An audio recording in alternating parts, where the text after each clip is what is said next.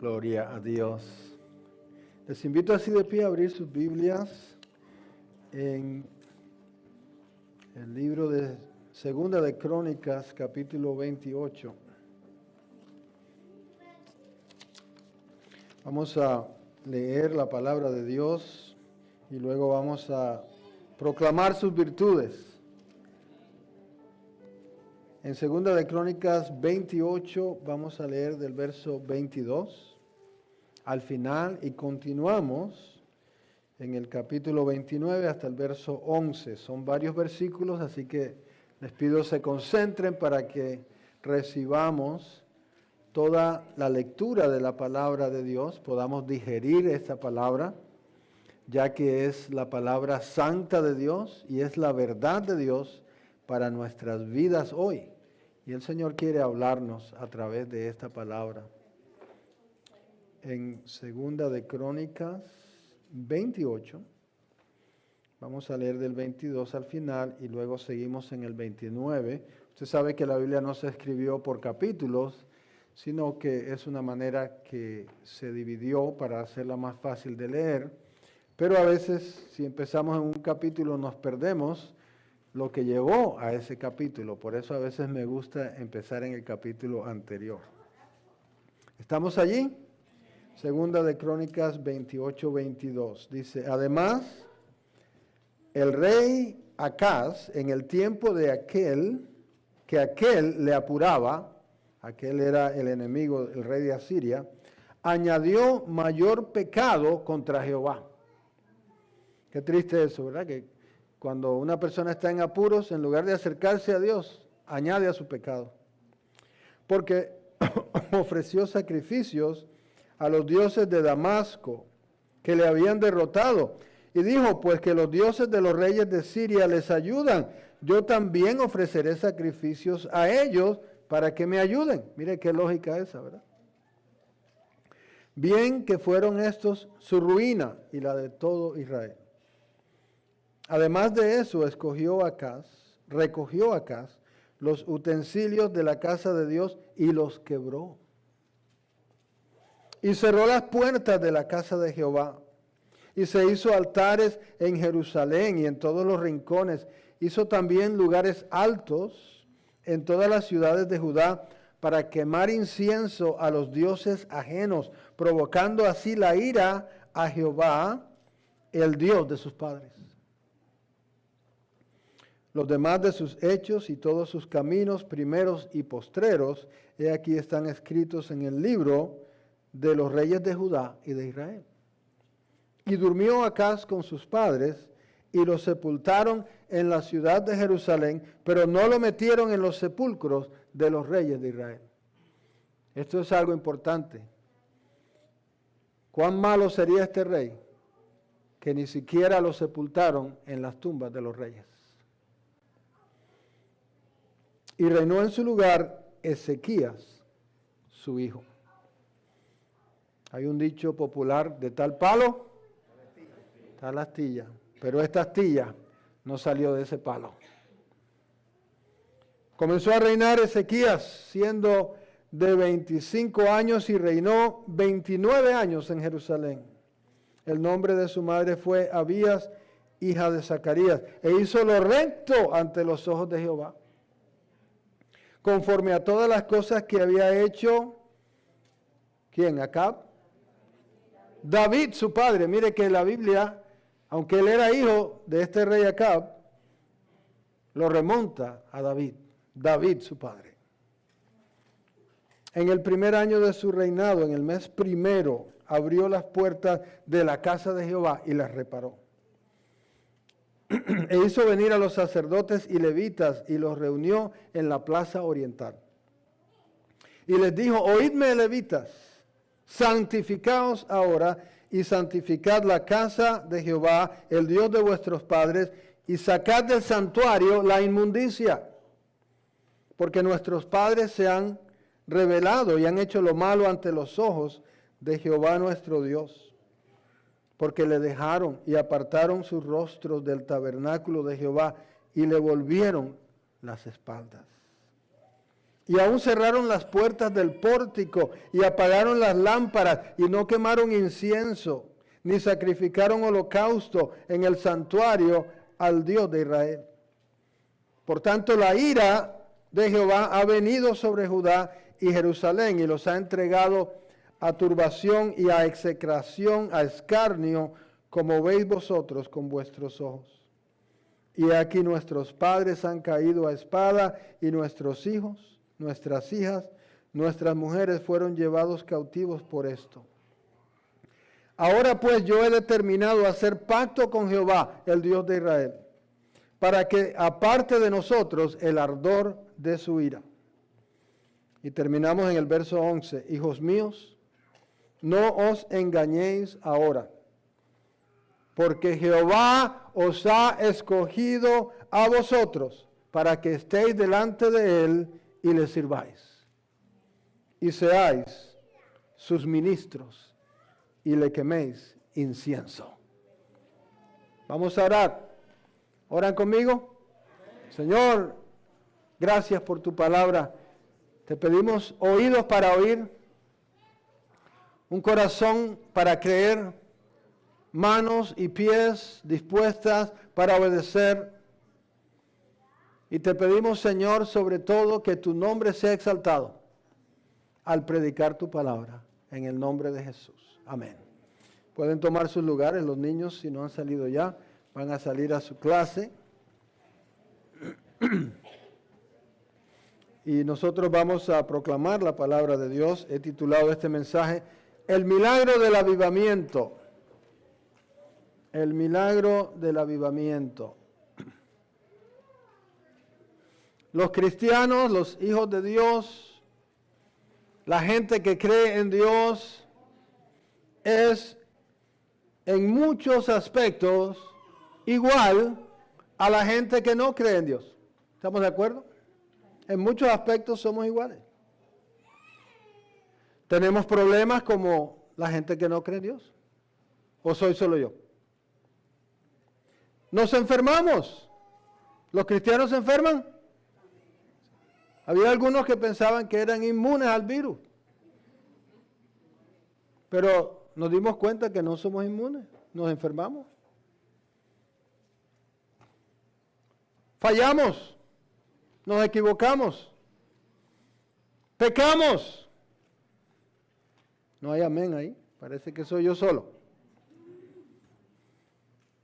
En muchos sentidos somos iguales a la gente del mundo. Pero hay una diferencia crucial entre los hijos de Dios y los hijos del mundo.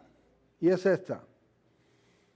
Aunque sufrimos, aunque fallamos, aunque pecamos, después de cada caída, siempre, quiero que me escuche bien, sin falla, siempre nos levantamos, estamos en pie y recibimos el milagro del avivamiento del trono de Dios. Amén. ¿Estamos de acuerdo en eso? Siempre. Después de cada lágrima, la palabra de Dios promete que Él cambia nuestro lamento en baile.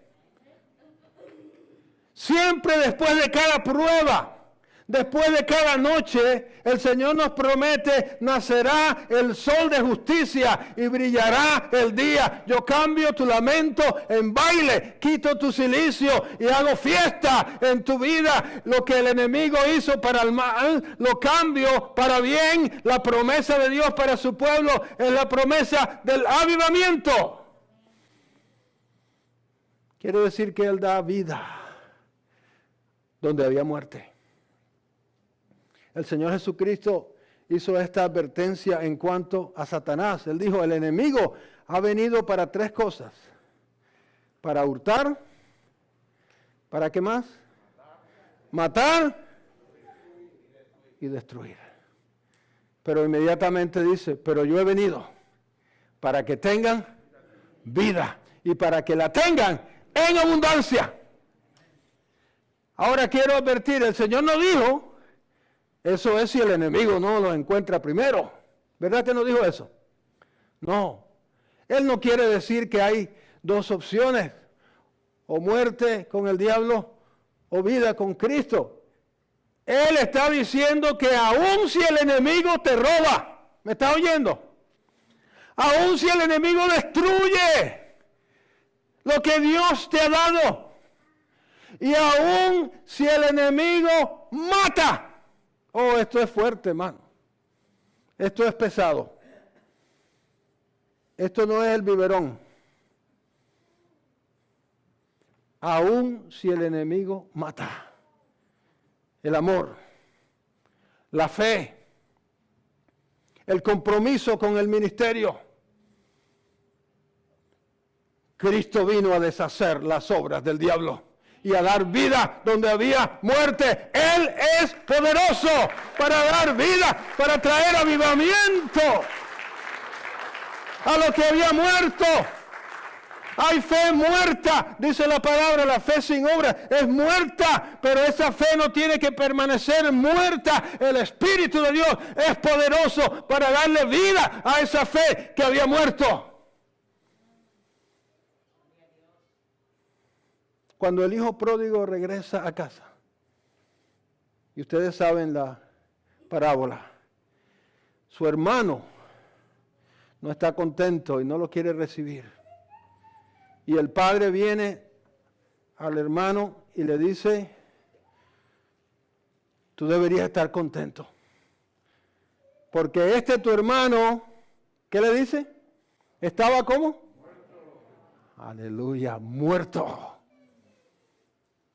Estaba muerto y era hijo de Dios, estaba en el lodo, se había muerto su fe.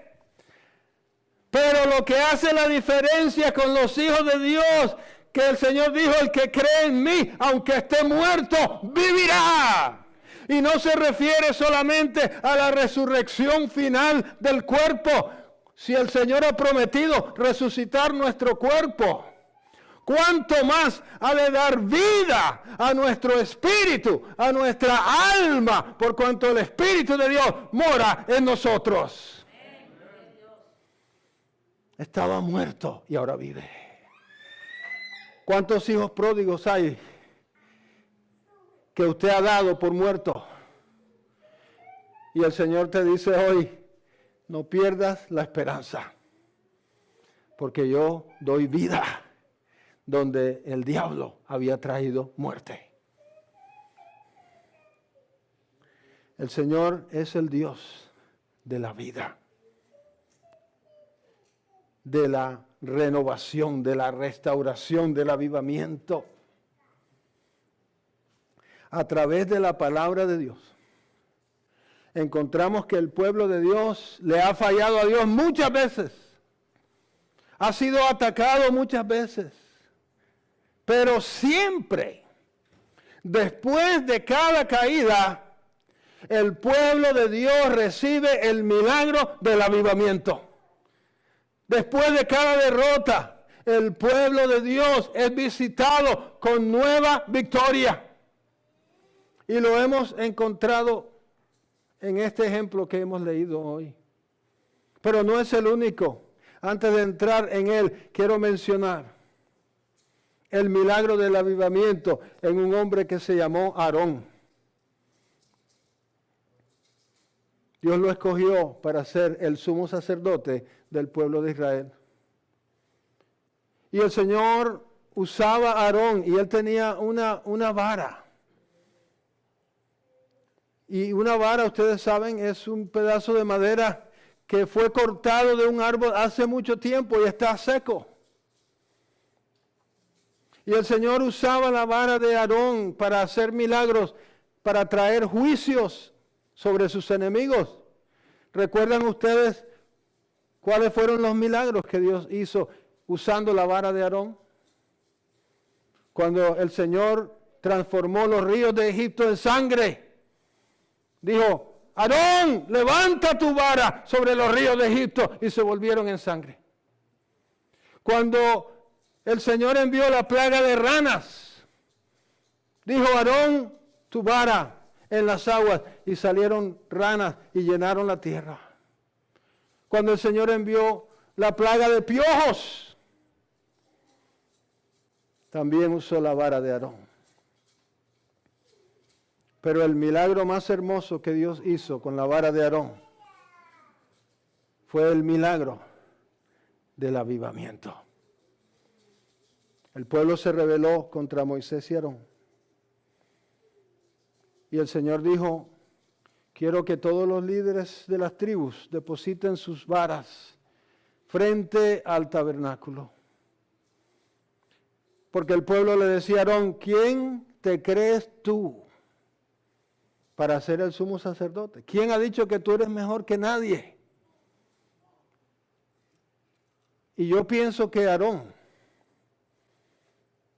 en su mente y en su corazón, llegó a estar de acuerdo con ellos.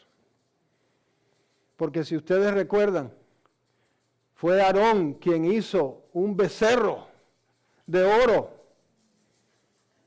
Mire si le falló a Dios el sumo sacerdote. Usted sabe que la gente de Dios a veces le falla a Dios. Y le falla feo. Eso estuvo feo. Eso le quedó feo a Aarón, ¿verdad? Ese becerro le quedó feo. Y entonces la gente dijo, estos son tus dioses que te sacaron de Egipto, hermano. Yo no puedo concebir que la imagen que tenía el pueblo de su Dios era la de un becerro. Y cuando Aarón vio que a la gente le gustaba el becerro, dijo, bueno, vamos a hacer un altar. Hizo un altar. Convocó fiesta. Vamos a celebrarle fiesta al becerro. Si a ustedes les gusta el becerro, celebren el becerro. Eso hizo Aarón. Y yo pienso que esa noche fue la noche más larga para Aarón. Porque al otro día se iba a ver quién era el sumo sacerdote de Israel. Y Aarón tuvo que pasar esa noche sin dormir diciendo, Señor, si alguien no merece ser el sumo sacerdote, soy yo. Pero al otro día, muy de mañana, cuando Aarón se levantó y fue al tabernáculo, la vara de Aarón que estaba seca había reverdecido, había echado hojas, había echado flores, una rama que había muerto hacía mucho tiempo había vuelto a la vida y el Señor confirma su palabra. Yo te escogí, te llamé, no por quien tú eres, sino por mi gracia, por mi misericordia. Tú caes, yo te levanto. Tú fallas, yo te ayudo a seguir adelante, porque no depende de ti, sino de mi gracia. ¿Cuántos alaban al Señor?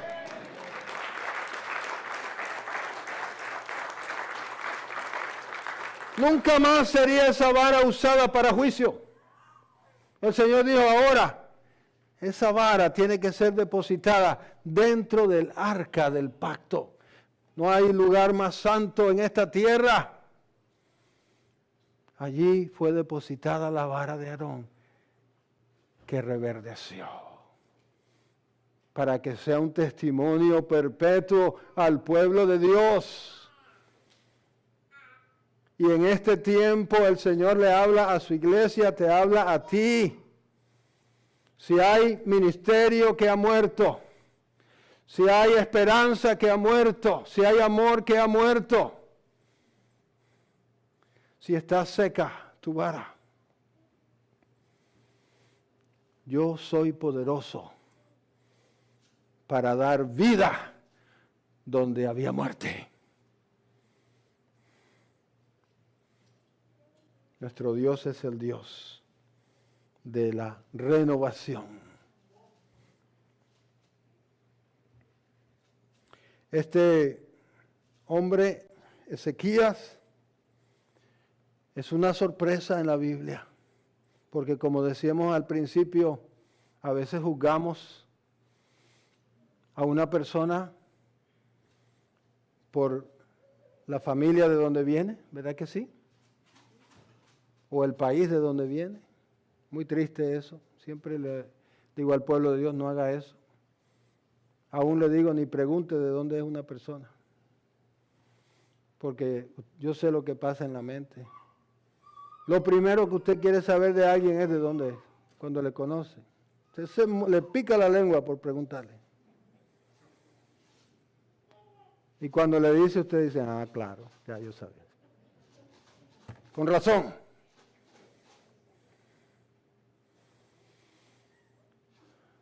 No juzgue a una persona por de dónde viene ni por su familia. Sepa que cada uno de nosotros tiene un propósito en Dios que va más allá de nuestras circunstancias.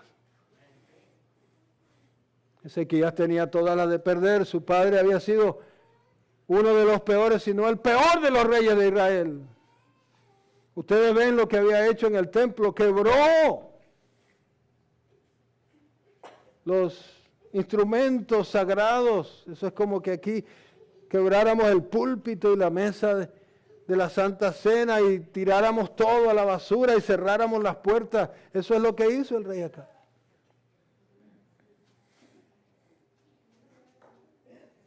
Los padres somos llamados a dar buen ejemplo a nuestros hijos.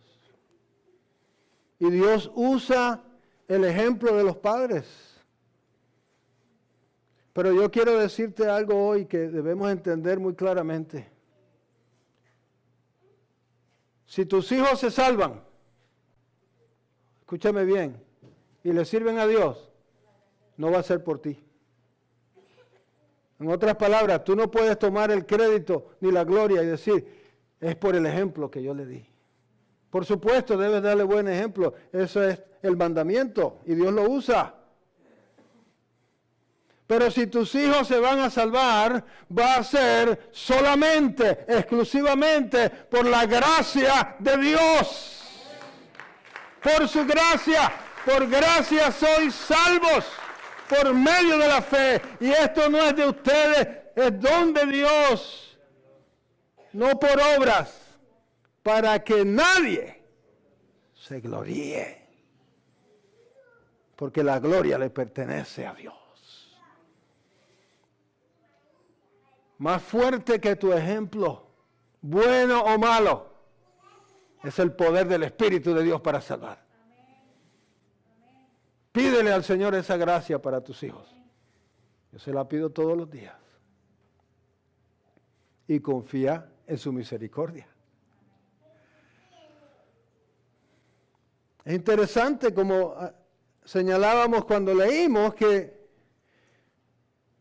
la palabra de Dios no le llama a Ezequías el hijo de Acab, sino el hijo de David. Viene en el linaje de David.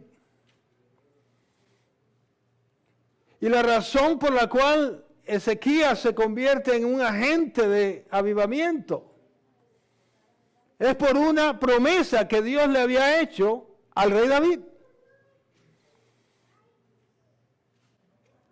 Solamente a 3 personas en la Biblia Dios le hizo un juramento. O sea que le dio una promesa y como si no fuera suficiente la palabra de Dios. ¿Cuántos creen que la palabra de Dios es suficiente? Que si Dios lo dijo, no hay que preguntar, no hay que buscar, no hay que ir a Google. Que si Dios lo dijo, con eso basta. ¿Cuántos lo creen? Pero Dios nos conoce. Yo sé que usted dice amén. Dios dice, yo sé que ustedes dicen amén, pero por si acaso, yo voy a levantar mi mano y voy a jurar. Dice la palabra de Dios en Hebreo, no habiendo uno más alto por quien jurar. Imagínense que Dios va a jurar. ¿Por quién jura Dios? Juró por sí mismo. Juro por mí mismo, dijo Dios. A David, fue una de las 3 personas a quien Dios le hizo un juramento. Juro por mí mismo que no faltará de tu descendencia en el trono que yo te he dado. ¿Qué juramento, qué promesa, hermano? O sea, es una promesa irrevocable.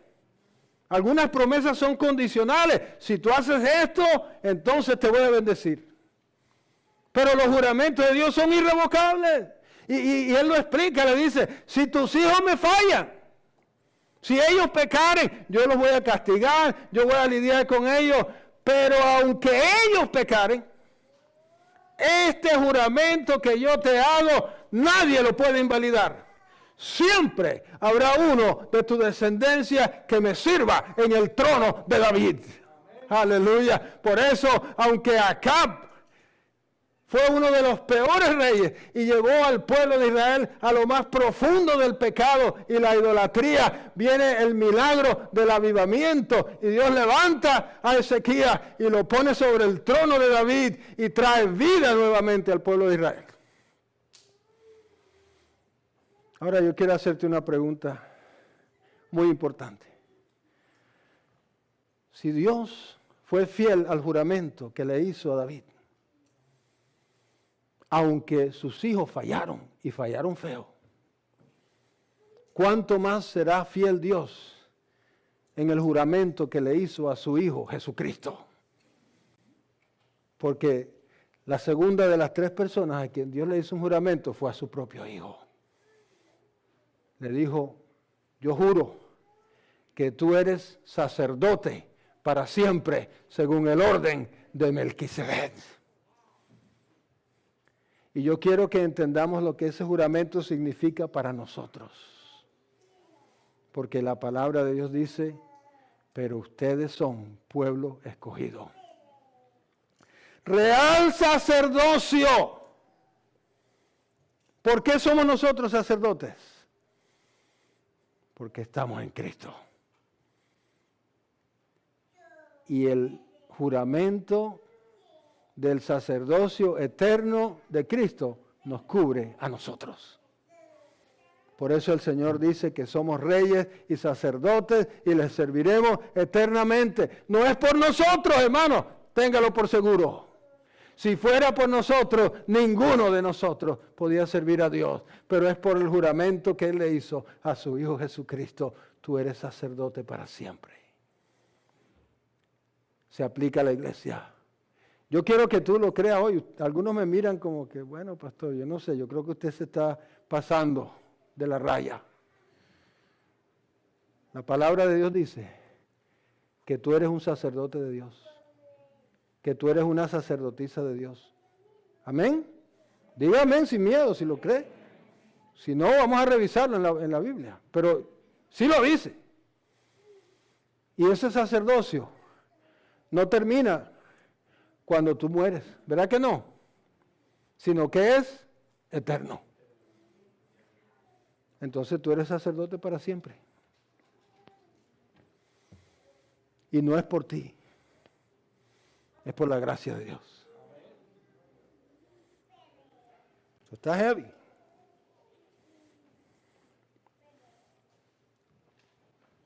Ezequías deposita su confianza no en los errores de su Padre terrenal, sino en las promesas de su Padre celestial.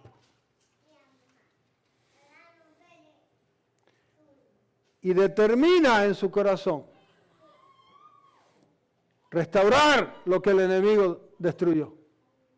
Se cree capaz de ser un instrumento en las manos de Dios para traer avivamiento al pueblo. Y en este tiempo, amada iglesia, es tiempo de que el pueblo de Dios se crea capaz de ser instrumento en las manos de Dios para un avivamiento en la iglesia de Cristo. ¿Cuántos están de acuerdo conmigo? Hemos pasado una de las crisis peores que este mundo ha conocido. Yo creo que en todos los lugares ha habido lágrimas, tristeza y dolor. La iglesia de Cristo ha sufrido. Muchas iglesias han cerrado. No tenían para pagar la renta. Esta iglesia ha permanecido por la gracia de Dios. Pero yo quiero asegurarte hoy que si esta iglesia ha permanecido, no ha sido por nosotros. Yo quiero asegurarte hoy que siguiendo esta crisis, la iglesia de Cristo va a experimentar un avivamiento. Porque siempre sucede. Y yo quiero hacer un llamado para que tú seas parte de ese avivamiento. Para que tú, como Ezequías, comience a restaurar lo que el enemigo destruyó. Y yo te invito a que empieces por la casa de Dios. Atendemos bien lo que hizo Ezequías, porque dice la palabra de Dios que en el primer mes de su reinado, en el primer año de su reinado, se dispuso a restaurar el templo de Dios. Con todos los problemas que tenía Ezequías, con el desorden que le dejó su padre. El rey de Asiria amenazaba a Israel, la economía estaba por el suelo, y con tantas cosas que podía haber hecho, lo primero que hizo fue restaurar la casa de Dios. Los que hemos llegado a cierta edad saben cuál es la pregunta más difícil para un candidato a la presidencia. He visto a muchos candidatos perder la presidencia porque no han sabido contestar esta pregunta. Si usted es elegido presidente, ¿qué sería lo primero que haría? Muchos han caído ahí. Y yo quiero decirte hoy a ti, tú no eres candidato al reino de Dios, tú eres elegido al reino de Dios. Ya la elección se hizo. ¿Sabes quién hizo la elección?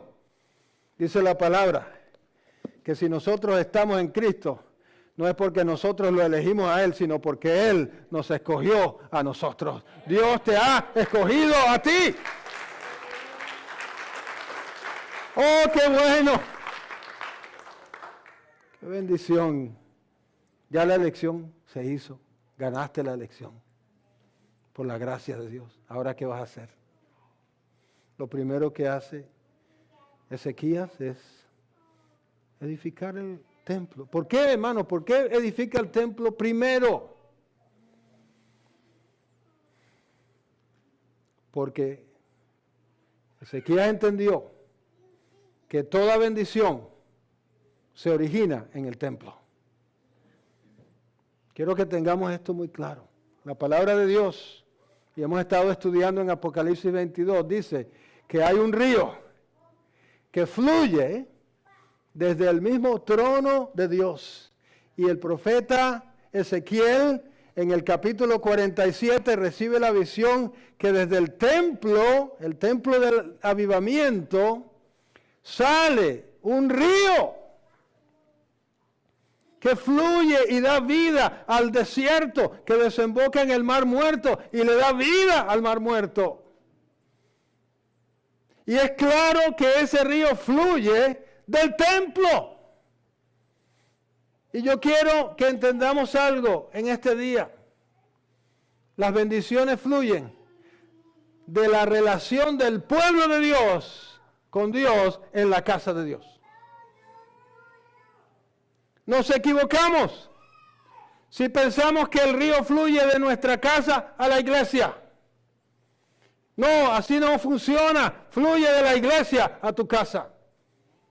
Y yo doy testimonio que todas las bendiciones que yo tengo, y son muchas, se originaron en la casa de Dios. En la casa de Dios recibí el llamado al ministerio. En la casa de Dios recibí sanidad de mi epilepsia. En la casa, mi esposa dice que la mencione a ella. En la casa de Dios conocí a mi esposa.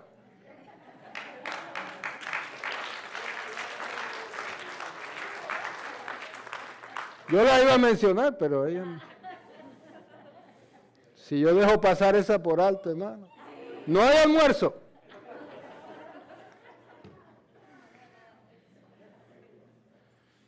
Hermanos, en la casa de Dios, sirviendo al Señor con lo que el Señor me dio. No me puedo llamar un guitarrista, pero el Señor me puso en el ministerio de adoración y yo le adoré al Señor en su casa.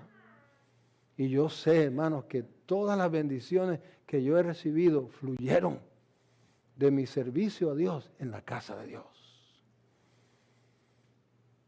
Por eso Ezequías restaura el templo. Y el Señor invita hoy a sus hijos a restaurar el templo. El templo es más que el edificio, lo hemos aprendido en la pandemia. El templo es el pueblo de Dios. El Señor nos invita a restaurar la comunión, a restaurar el servicio.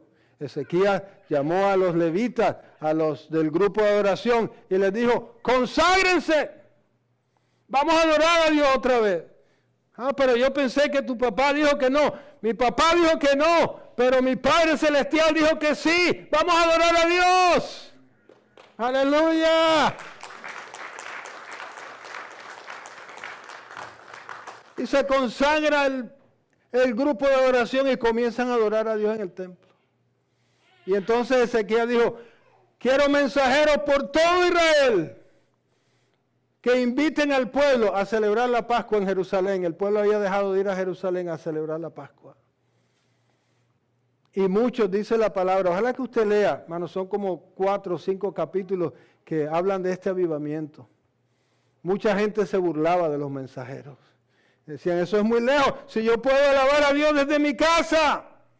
Sí, alábalo desde tu casa, pero no dejen de congregarse como algunos tienen por costumbre, dice la palabra de Dios, porque cuando mi pueblo se congrega y me alaba, de ahí sale un río que alcanza los hogares, que salva las vidas, que hace reverdecer el desierto, que hace dar vida al mar muerto. Sale un río cuando mi pueblo se congrega y me alaba. Yo habito en las alabanzas de mi pueblo.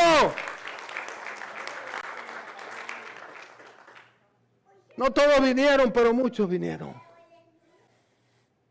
Y hermanos, el Señor envía un avivamiento al pueblo de Israel.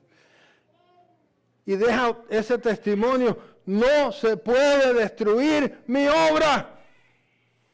Al contrario, después de cada caída la levanto mejor que antes.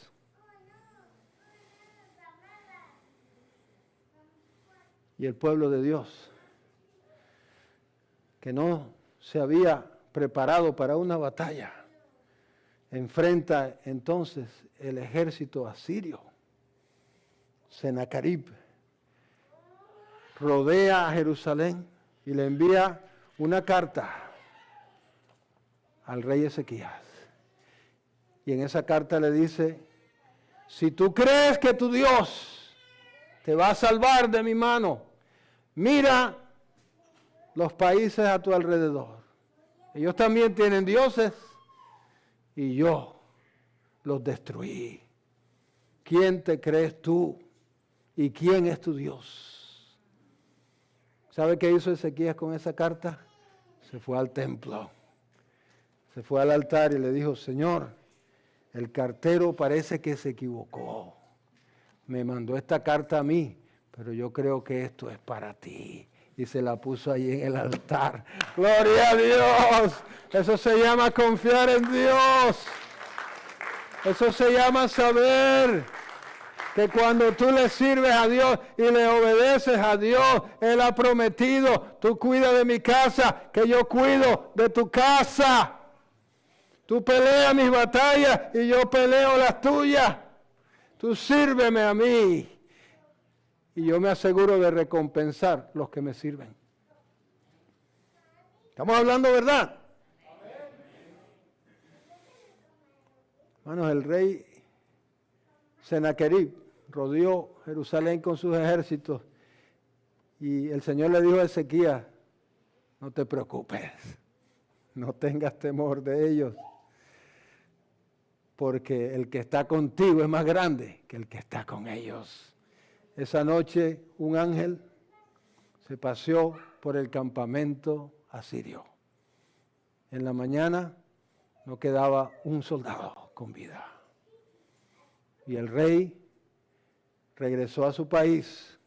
Sus propios hijos lo mandaron a ejecutar. Y Ezequías pasó a la historia como uno de los instrumentos más poderosos en la mano de Dios para traer avivamiento al pueblo de Dios.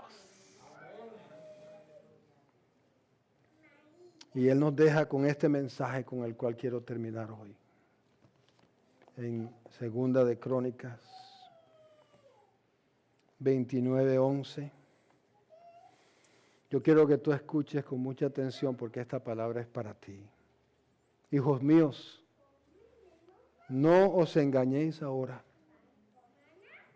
porque Jehová os ha escogido a vosotros, para que estéis delante de Él y le sirváis, y seáis sus ministros, y le queméis incienso. ¿Qué es el incienso? Las oraciones de los santos. Es tiempo que la iglesia, el sembrador, se levante,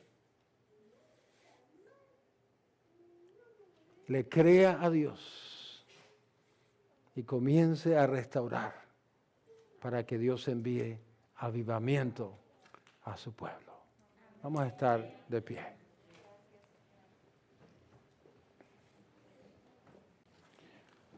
Señor, te bendecimos, te damos gracias por tu palabra, por tus promesas, las misericordias firmes a David, pero sobre todo el juramento a nuestro Señor Jesucristo de un sacerdocio eterno, el cual no se limita a Él, sino que alcanza a todos sus redimidos. Señor, yo pido un avivamiento para tu iglesia. Tú sabes lo que hemos pasado. Tú sabes lo que el enemigo ha robado, lo que ha destruido y lo que ha matado. Pero tú has venido para que tengamos vida y vida en abundancia. Yo te ruego que de este lugar fluya un río que llegue a cada hogar, cada matrimonio, y que entendamos de dónde fluye ese río. De nuestro servicio, de nuestra adoración como pueblo de Dios. Restaura tu iglesia, Señor. Aviva los ministerios. Aviva la fe que hoy está muerta. Aviva el amor que se ha apagado en los corazones. Trae nueva vida, Señor, al hijo que se ha ido, que se ha apartado. Que podamos decir como aquel padre, muerto era, pero vive. Un avivamiento pedimos para tu iglesia, Señor. Y que seamos nosotros instrumento. Que empecemos ya, que hagamos la prioridad. Restaurar tu templo. En el nombre de Jesús. Amén. Amén. Vamos a adorar al Señor. Quiero invitarte a este altar mientras adoramos y oramos. Si el Señor ha hablado a tu corazón, si hay una persona por quien has estado orando y tal vez has pensado, ya no hay esperanza. Si hay un ministerio que tal vez tú has dicho, se ha secado.